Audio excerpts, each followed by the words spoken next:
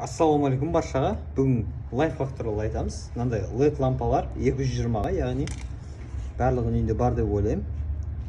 Біз бұны алдын бір ремонт жасағанбыз, міне.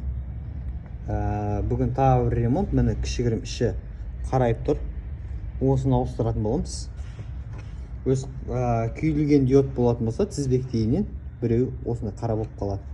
Бұны біз мынандай кусачкарға аламыз. Кусачка арқылы алдық, таза болады. Міне екі контакт шықты. Сосын бізге паяльник, мына жақта олы және канифоль керек болады. Бірінші жақсылап олы дайындап аламыз.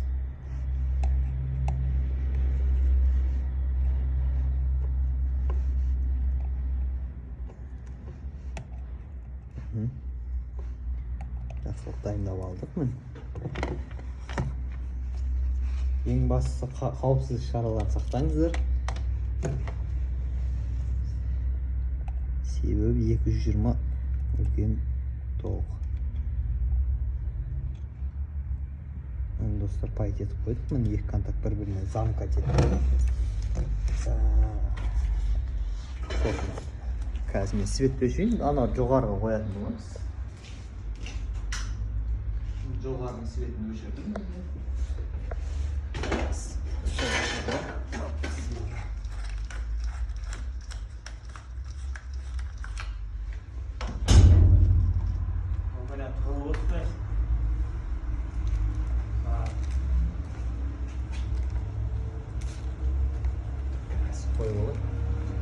Еш жабасаш?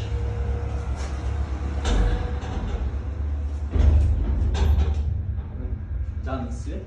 Дәл осы лайфхакты қолдансаңыздар болады достар. Мен пайт етіп тастаған екі контакт өшіп тұр, қалған барлығы жанып тұр. Пайдалансаңыз